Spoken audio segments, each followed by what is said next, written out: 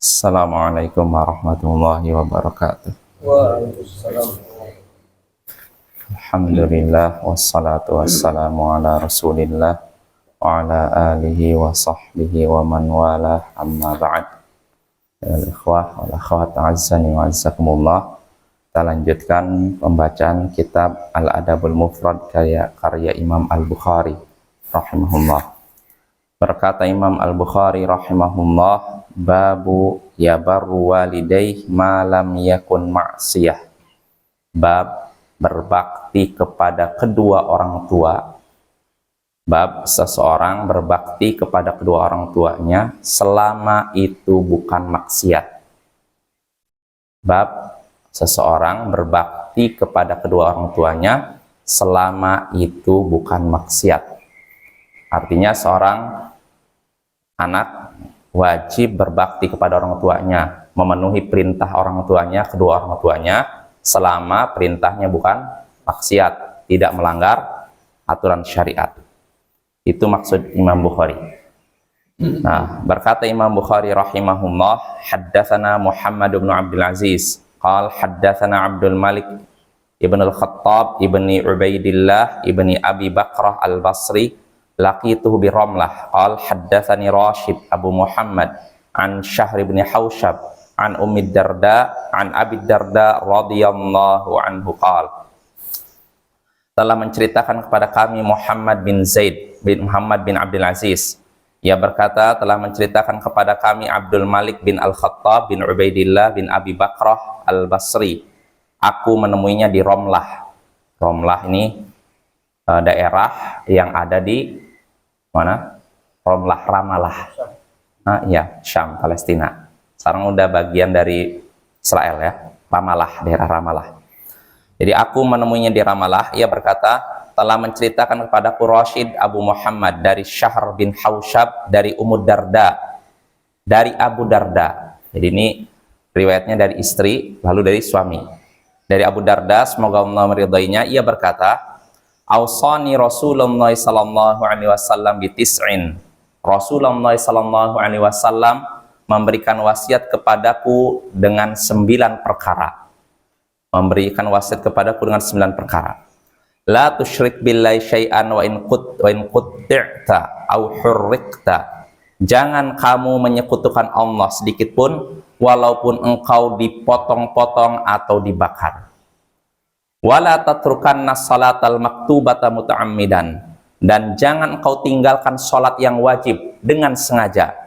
Wa man tarakaha muta'ammidan bari'at minhu dhimmah. Siapa yang meninggalkan salat yang wajib dengan sengaja, maka lepaslah jaminan Allah dari dirinya. Wala tashrabannal khamr fa innaha miftahu kulli syarr. Dan jangan engkau meminum khamar, minuman keras, karena sungguhnya itu adalah kunci segala keburukan. Wa ati' walidaik, dan taatilah kedua orang tuamu. Wa in amaraka an takhruja min dunyaka fakhruj lahuma. Kalau keduanya memerintahkanmu untuk keluar dari duniamu, maka keluarlah karena keduanya. Wala tunazi'anna wulatal amr wa in ra'aita annaka ant. Dan jangan engkau menyaingi wulatul umur, pemimpin, walaupun engkau menganggap dirimu benar. Wala tafirranna minaz zahf wa in halakta wa farra ashabuk. Dan jangan engkau lari dari medan perang, walaupun engkau binasa dan teman-temanmu lari meninggalkanmu. Wa anfiq min taulika ala ahlik. Dan janganlah infakkanlah dari hartamu kepada keluargamu. Berikanlah nafkah kepada keluargamu dengan hartamu.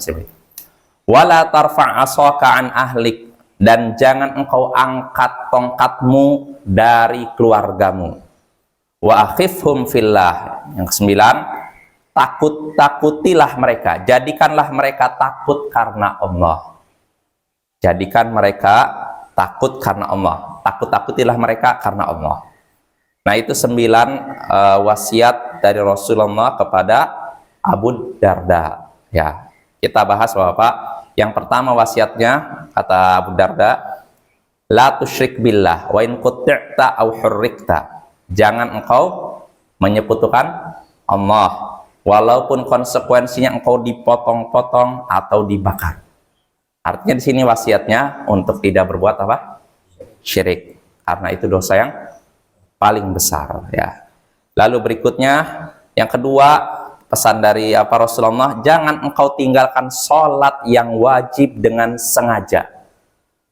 Siapa yang meninggalkannya dengan sengaja, lepaslah jaminan Allah dari dirinya. Artinya di sini wasiat untuk tidak meninggalkan sholat 5 waktu, apapun sholat 5 waktu. Ya, karena siapa yang meninggalkannya, lepaslah jaminan Allah dari dirinya. Artinya seorang hamba selama masih menjaga sholat 5 waktu, dia berada dalam jaminan Allah. Kalau sudah ditinggalkan salah satunya, lepaslah jaminan Allah dari dirinya.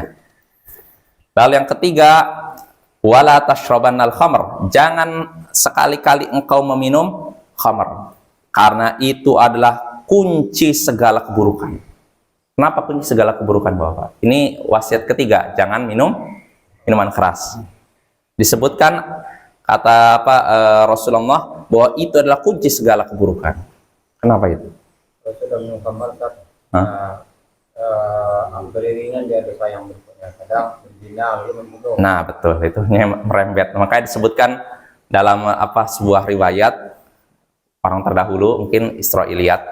Jadi ada seorang ditawarkan untuk kamu milih mana? Minum khamar, zina atau bunuh? Jadi orang ini mikir, wah kalau minum kalau zina dosa besar. Terus kalau ini bunuh apalagi? Minum khamar dosa besar, tapi kalau saya ini minum, kan saya nggak sadar katanya. Akhirnya apa? Dia minum, setelah minum akhirnya dia zina. Lah zina, bunuh. Dosanya lebih banyak lagi Bapak ya. Nah ini makanya benarlah kata Nabi bahwa minum minuman keras ini kunci segala keburukan. Karena ketika seorang sudah minum mabuk, dia akan melakukan tindakan yang tanpa dia sadari, kerusakan yang tidak dia sadari. Maka itu kunci segala keburukan. Lalu berikutnya, wasiat berikutnya ini sesuai dengan judul bab, taatilah kedua orang tuamu. Ya, kalau keduanya menyuruhmu untuk keluar dari duniamu, maka keluarlah untuk keduanya. Kalau keduanya, ibu dan bapak, menyuruh kamu keluar dari duniamu, keluar dari dunianya apa? Bunuh diri gitu. Gimana Pak?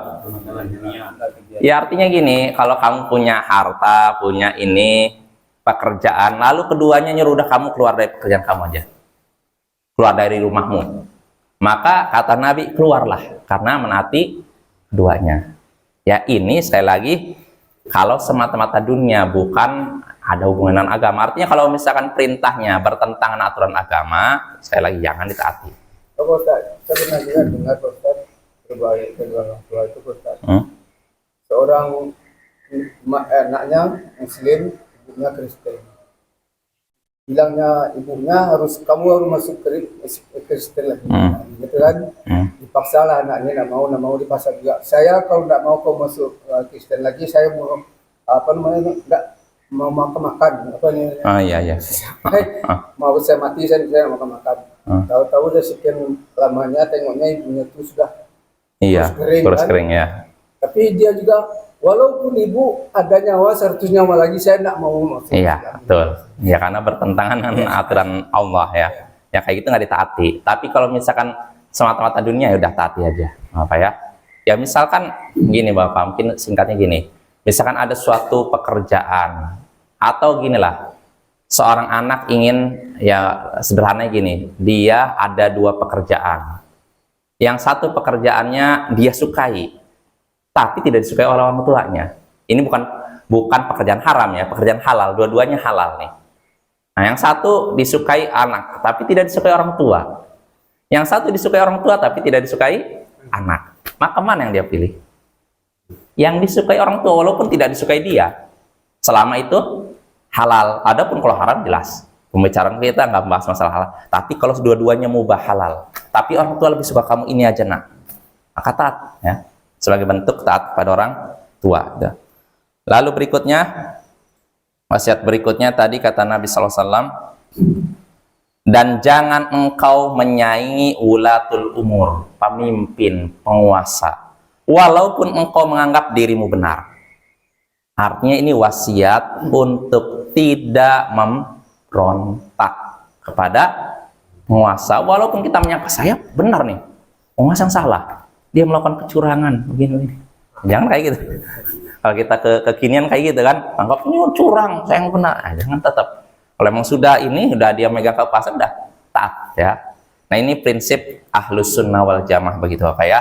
Beda dengan Khawarij, beda dengan Mu'tazilah yang menganggap kalau pemimpin itu zalim harus dijatuhkan. Bahkan mereka nggak jelas zalim atau enggak, yang jelas kalau mereka yang merasa benar ini salah langsung dijatuhkan. Nah, kalau Ahlus Sunnah nggak seperti itu. Selama pemimpin belum melakukan kekafiran yang jelas, maka kita taat dan tidak boleh menjatuhkannya dari posisinya. Karena apa hikmahnya Bapak? Kalau pemimpin zalim itu dijatuhkan, maka kerusakan akibat dia jatuhkan lebih banyak dan lebih parah daripada dia masih di atas kekuasaan. Dan ini sudah terbukti di berbagai negara Bapak ya. Lalu berikutnya, wasiat berikutnya yang disebutkan oleh Nabi, dan jangan engkau lari dari medan perang walaupun engkau binasa dan musuh-musuh dan teman-temanmu lari.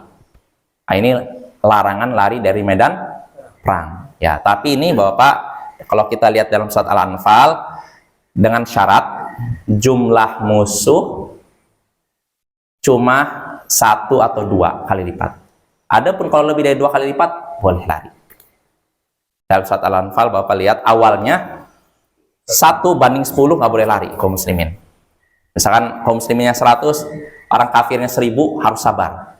Tapi Allah ringankan, al-ana khaffafallahu ankum. Sekarang Allah meringankan untuk kalian. Jadi apa setelah itu? Kalau misalkan kalian jumlahnya 100, maka dia akan mengalahkan 200. Kalau 1000, mengalahkan 2000. Artinya apa? Kalau perbandingannya 1:2 harus sabar. 1:1 bagaimana? Apalagi ya. Tapi kalau udah 1:3, 1:4 ya silahkan. Kalau mau kabur silahkan. Itu Bapak ya. Kalau itu sama dengan bunuh diri itu ya. Musuh banyak itu sedikit. Ya, ini kita bisa lihat di zaman sekarang kan bagaimana udah jelas musuh banyak, persenjataannya banyak, masih nekat nyerang. Itu malah membahayakan diri sendiri.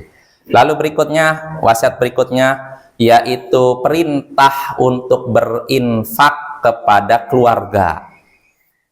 Infakkanlah hartamu kepada keluargamu, kata Nabi.